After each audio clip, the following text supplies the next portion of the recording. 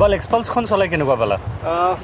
বহুত ভাল হয়, যদিও আণ্ডাৰ পাৱাৰ্ড হয়, বাট বিগিনাৰ ৰাইডাৰ্ছৰ কাৰণে বিৰাট মানে ভাল হ'ব, কাৰণ ইন কণ্ট্ৰল ফিল হয় আপুনি যেতিয়া চলাই থাকে এইখন বাইক। এণ্ড বহুত ভাল ছাছপেনশ্যন, টেলিস্কোপিক ছাছপেনশ্যন, বহুত ছাছপেনশ্যনটোতো ময়ো বিৰাট ভাল পাইছোঁ। লং ট্ৰেভেল ছাছপেনশ্যন হয়, অফ ৰোড ট্ৰেইলছৰ কাৰণে, এনেকুৱা বালি পাথৰ এইবিলাকৰ কাৰণে। আৰু যেতিয়া মই আপোনাৰ মই আজি মানে বেছিক অফ ৰোডিং কৰিছোঁ, বহুত হাৰ্ড ক'ৰ নহয়, বেছিক অফ ৰোডিং বহুত মানে ইজি মানে গয়িং হয়, মানে ইমান মানে আপুনি মানে ভাবিব নালাগে বা চিন্তা কৰিব নালাগে যে কিবা হ'ব পাৰে, may be out of control যাব পাৰে বাইকখন, সেনেকুৱা ফিল নহয় আপুনি যেতিয়া চলাই থাকে। এণ্ড ইট ফিলছ ভেৰি মাছ মানে কি মানে বহুত কণ্ট্ৰলটো মানে ভাল লাগে এইটো বস্তুটো। এণ্ড আপোনাৰ কওক 390 এডভেঞ্চাৰখন কেনেকুৱা লাগিল? মানে 390 এডভেঞ্চাৰখনটো মই ভাবোঁ ইয়াতকৈ ভাল পেকেজ হ'ব নোৱাৰে। আৰু তুমি যেনেকৈ ক'লা বিগিনাৰৰ হিচাপত 200খন ভাল, মই এগ্ৰী কৰোঁ যে অলপ আৰু যদি মানুহ এডভান্সড হয় আৰু অলপমান মটৰচাইকেলৰ এক্সপিৰিয়েঞ্চ আছে, অলপ ধৰি লওক ট্ৰেইলছত যোৱাৰ এক্সপিৰিয়েঞ্চ আছে, তেতিয়া সিহঁতে এডভেঞ্চাৰখন ল'ব লাগে। কিয় কি অলৰেডি ফাৰ্ষ্ট হেণ্ড এক্সপিৰিয়েঞ্চ এটা আছে, পাৱাৰটো হেণ্ডেল কৰিব পাৰে, কিয় কি 43 bhp হয়, ধেৰ পাৱাৰ আছে। চ' অলপমান কিবা কিবি হ'লে মিষ্টেক হৈ গ'লে অলপ ক্ৰিটিকেল হৈ যাব। সেইটো কাৰণে সেই হিচাপত কণ্ট্ৰল কৰিবৰ কাৰণে ইয়াৰে ইলেক্ট্ৰনিক্সবোৰ আছে। এতিয়া তোমাৰ ট্ৰেকশ্যন কণ্ট্ৰল হৈ গ'ল, প্লাছ তোমাৰ শ্লিপাৰ ক্লাছ আছে, তাৰপিছত on road of road ABS on of কৰা অপশ্যন আছে, তাৰপিছত কৰ্নাৰিং ABS আছে। এইবিলাক ফেক্টৰ্ছ থকাৰ কাৰণে ৰাইডাৰ এক্সপিৰিয়েঞ্চটো, অভাৰঅল এক্সপিৰিয়েঞ্চটো এটা ছেফ এক্সপিৰিয়েঞ্চ হৈ যায়। এইখন বাইকত এক্সপালছত এইটো বস্তু অলপমান মিচিং হয়। ABS, ৰিয়াৰ ABS ইট ৱৰ্কছ, বাট মানে নট টু ফুল এক্সটেণ্ট। মানে মই যেতিয়া চলাই আছিলোঁ মাজে মাজে ৰিয়াৰ ABS বন্ধ হৈ আছিল, সেইটো মই মানে ফিল কৰিছোঁ। এণ্ড আই ডোণ্ট ন' কি প্ৰব্লেম, মে বি এইখন বাইকৰ সেইটো প্ৰব্লেম হ'ব পাৰে, বেলেগত নহ'ব পাৰে, বিকজ এইখন BS4 ভাৰ্জন হয়, BS6 ভাৰ্জনত মে বি এইটো বস্তু চেঞ্জ হ'ব পাৰে। বাট এই বস্তুটো মই ফিল কৰিছোঁ যে ABS, ৰিয়াৰ ABS মাজে মাজে বন্ধ হৈ আছিলে। বাকী মানে আপোনাৰ হাইৱে ক্ৰুজিঙত ইটছ অ'কে, মানে এৰাউণ্ড আপুনি যদি 80-90 ক্ৰুজিং কৰি আছে, ইটছ গুড। আফটাৰ ডেট আপুনি যদি 100-110 মানে এনেকুৱা চলাই থাকে, অবভিয়াছলি বহুত ভাইব্ৰেশ্যন মানে সেইটো ফিল হয়, মানে গোটেই মানে হেণ্ডেল বাৰত ফিল হয়, এণ্ড দেন ফুট পেকত ফিল হয় ভাইব্ৰেশ্যনটো। এণ্ড চ' ফৰ ডেট মই এইটো বস্তু প্ৰিফাৰ নকৰিম। তেতিয়া মই হাইৱে ক্ৰুজিঙৰ কাৰণে এইখন প্ৰিফাৰ কৰিম, কাৰণ পাৱাৰটো আছে মোৰ তাতে। এণ্ড ইউ হেভ পাৱাৰ, যেতিয়া আপোনাৰ মন যায় তেতিয়া আপুনি ক্ৰুজ কৰিব পাৰিব। Then basic of riding easily কৰিব পাৰে, বেছিক অফ ৰোডিং আৰামছে সেইখনতো কৰিব পাৰে। কিন্তু দুটাৰে প্লাছ পইণ্ট আছে এইটো। তাতে অলপমান মে বি যদি এক্সপিৰিয়েঞ্চ ৰাইডাৰ হয়, এক্সপিৰিয়েঞ্চ অফ ৰোডাৰ হয়, he can do lots of things এইখন বাইকত। কিট পায় ন? য়েছ, হিৰোই একচুৱেলি ৰেলী কিট চেল কৰে। It will cost you around like 40 or something like that, 30 to 40 কষ্ট হয়। তাতে আপোনাৰ front suspension, rear suspension and I guess handlebar risers, তো এটা মানে সেই ফুল কিট আহে। কোনোবাই যদি মানে হাৰ্ড ক'ৰ অফ ৰোডিঙত মানে ইণ্টাৰেষ্টেড হয়, he can get this bike and then rally kit লগাই আপুনি সেইখন bike hardcore off roading use কৰিব পাৰে।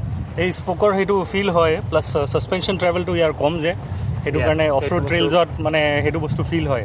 আৰু KTM-ত এনেকুৱা কাষ্টম কিট একো অহাই নাই। বেছিতকৈ বেছি মানুহ ৱাইড হেণ্ডেল বাৰ্ছ লগায় আৰু হেণ্ডেল ৰাইজাৰ্ছ লগায়। চ' বেছি একো এক্সপেৰিমেণ্ট কৰিব নোৱাৰি, বাট অভাৰঅল ৰোড প্ৰেজেণ্টেবল হিচাপত যিটো বস্তু দিছে বহুত ভাল দিছে বুলি ভাবোঁ মই। আপুনি যেতিয়া চলাই আছিলে, যেতিয়া বিকজ লাইক ভাল আপোনাৰ হাইটটো ভাল হয়, চ' কেনেকুৱা আপোনাৰ পশ্চাৰ কেনেকুৱা আছিলে, আপুনি কি ফিল কৰিছিলে, মানে কেনেকুৱা আপোনাৰ ফিল হৈছিল? মানে বিকজ মই সেইখন চলাই থাকোঁতে মানে মানে মানে ৰাইডিং যিটো পশ্চাৰ হয় ইটছ গুড, বিৰাট ধুনীয়াকৈ মানে মই আৰামছে মানে ভাল পশ্চাৰ এটাত মই চলাই আছিলোঁ। হোৱাট এবাউট দিছ?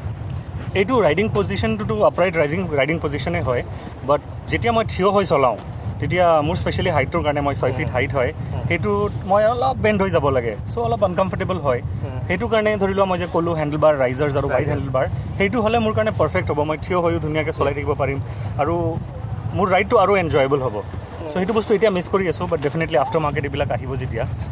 আৰু হাইৱে ক্ৰুজিঙত মই এৰাউণ্ড 4 ঘণ্টামান কণ্টিনিউৱাছ চলাই আহিছোঁ।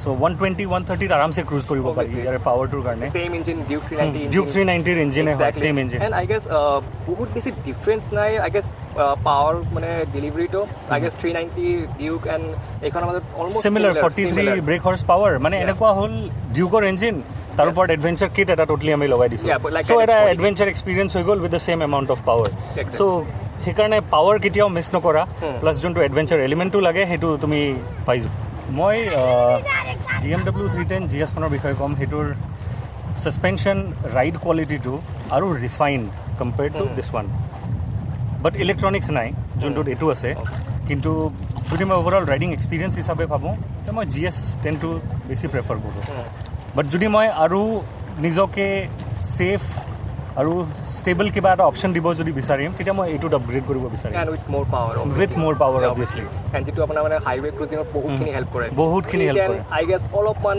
মানে আণ্ডাৰ পাৱাৰ ফিল অলপ আণ্ডাৰ পাৱাৰ্ড ফিল হয় gear box obviously 6 speed 5 speed 5 speed. And highway ক্ৰুজিঙত 6 speed at least 6 speed it gives you মতলব KTMৰ ৰেচিং DNA আছে সিহঁতৰ off Obviously, road obviously. Rally adventure KTM সেইটো ক'বই নালাগে মানে আই মিন ক'বলৈ গ'লে দুটা কোম্পানীয়ে অফ ৰোডিঙত মানে they are doing lots of things Lots of things. Specially Hero is also' doing lots of thing in Dakar মানে ডাকাৰত আপোনাৰ আমাৰ CS সন্তোষ আছে he is doing great job KTM is already মানে উইনাৰ বহুত টাইম leader. উইনাৰ মানে specially Dakar ৰেলীটো মানে বহুত টাইমৰ পৰা সিহঁতে উইনাৰ হৈ আছে চ' মানে ক'বলৈ গ'লে দুয়োটা কোম্পানীৰে সেই বস্তুটো আছে যে আপোনাৰ মানে অফ ৰোডিং এডভেঞ্চাৰ বাইক বনোৱাৰ কেপেবিলিটিটো দুয়োটা কোম্পানীৰ ভাল আছে কাৰেক্ট মে বি হিৰো আৰু মে বি আফটাৰ মানে next in few years upcoming ইয়াৰ্ছত মে বি অলপমান ভাল ইঞ্জিন এণ্ড অলপ পাৱাৰফুল ইঞ্জিন এটা দি দিলে with Similar dynamics. Yes, Yeah. chassis is awesome. মানে ইমান বঢ়িয়া chassis হয় এইখন বাইকৰ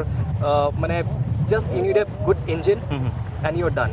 একদম মানে you don't need anything, maybe good headlight also.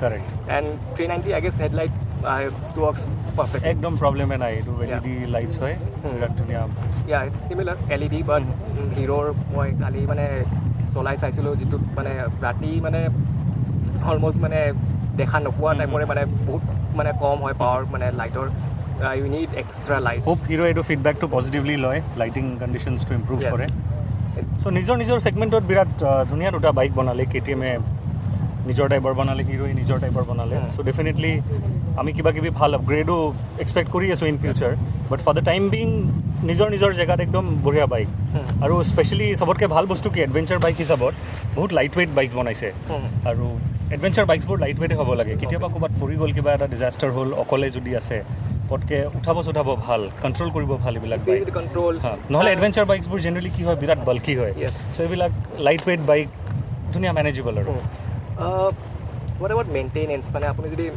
মানে দুখন বাইকৰ মেইনটেনেঞ্চ যদি আপুনি কম্পেয়াৰ কৰে মানে অবভিয়াছলি হিৰোই সেই বস্তুটোত মানে এক্সপাল্ছখনে মানে আপোনাৰ লিড ল'ব because easy to maintain easy and excitable engine মানে you don't have any more মানে কি মানে ইলেক্ট্ৰনিক্স নাই মানে traction control and all this thing মানে জাষ্ট দ্য ইঞ্জিন কিবা প্ৰব্লেম হৈছে Right.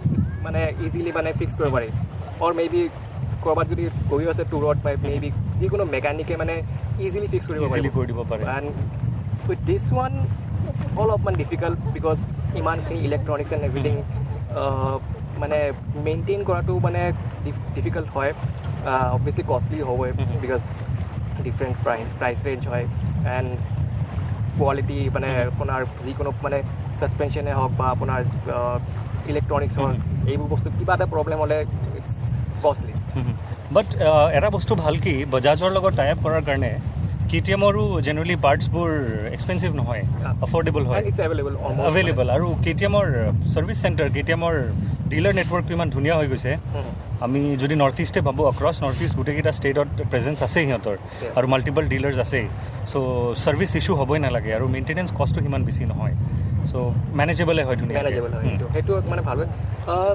ৰোড ছাইড বেচিক ৰিপেয়াৰ্ছবোৰটো কৰি ল'ব পাৰি কৰিব পাৰি। বাট সেই ইলেক্ট্ৰনিক কিবা এটা হ'লে আমি ডিলাৰৰ ওচৰত যাবই লাগিব সেইটো মানে you don't have any choice মানে you have to go so' হিৰোৰ সেইটো বস্তু টেনশ্যন নাই মানে সেইটো যাৰ তাৰ ওচৰত মই GT কৰি ল'ব পাৰিম আৰু হয় মানে ইজি টু মেইনটেইন অবভিয়াছলি মানে কিবা এটা প্ৰব্লেম হৈছে গো টু এনি মেকানিক মানে Right. Normal mechanic and he can fix it মানে বাকী যদি বহুত বেছি ডিপ প্ৰব্লেম নাই কেন ফিক্স ইট ইজিলি একদম। এনি টাইম এক্সপালছখন আই গেছ চিটি কমিউটিঙৰ কাৰণে বহুত ভাল বাইক হয় এণ্ড মই বিলিভ কৰোঁ যে if you own a sports bike or sports racket bike you already মানে আপুনি অ'ন কৰে এণ্ড আপুনি বিচাৰে যে এখন মানে মে বি চিটি কমিউটিং আৰু উইকেণ্ড ফান মানে অলপ অফ ৰোডিং ট্ৰেইলছত গৈ মানে অলপমান ফান কৰাৰ কাৰণে বেষ্ট ছেকেণ্ড বাইক মানে বেষ্ট অল্টাৰনেট বাইক হ'ব এতিয়া Yes. মোৰ তাতেও ডাঙৰ বাইক আছে 600cc বাইক আছে মই ডেইলিটো ইউজ কৰিব নোৱাৰোঁ ছেকেণ্ডেৰী বাইক হিচাপে লাগিব ৰেগুলাৰ ইউজ কৰা বাইক হিচাপে লাগিব চ' মই ভাবোঁ এক্সপালছ আৰু 390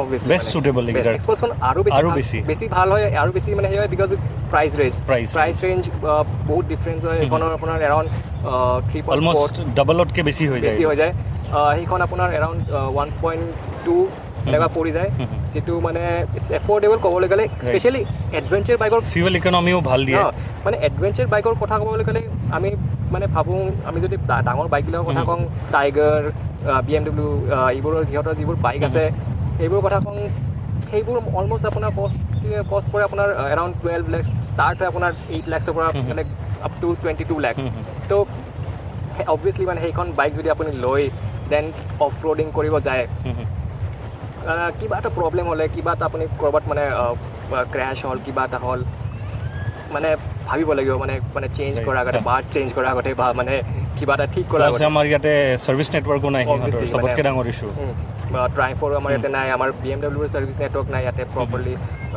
তো ফৰ ডেট মানে বেষ্ট মানে এক্সপালছখন আপোনাৰ বহুত ভাল বাইক হয় as a second bike and obviously even আপুনি যদি মানে নৰ্মেল এজ এ মানে কমিউটাৰো আপুনি যদি ল'ব খোজে যে মানে লাইক এ ফাৰ্ষ্ট বাইক তেতিয়াও আপোনাৰ মানে বেষ্ট বাইক হয় তোমাৰ কথালৈ মই একদম এগ্ৰী কৰোঁ এক্সপালছখন ন' ডাউট এটা আমেজিং বাইক মই খুব এনজয় কৰিলোঁ এক্সপালছৰ লগত কিন্তু মোৰ পাৰ্চনেল চইচ হ'ল এডভেঞ্চাৰ 390খন মোৰ অলৰেডি অফ ৰোডিঙৰ এক্সপিৰিয়েঞ্চ আছেই ভালেখিনি চ' মই বিচাৰিম সেইকাৰণে অলপ বেছি পাৱাৰ আৰু মডাৰ্ণ ডে ইলেক্ট্ৰনিক্স ৰাইডিং ছিষ্টেমটো মোৰ ছাপোৰ্ট কৰিবৰ কাৰণে তো ব'লা ৰাইড এটা কৰি আহোঁ চিয়'ৰ বাট এইবাৰ ছুইচ কৰিম সুইচ Yes. বঢ়িয়া চলো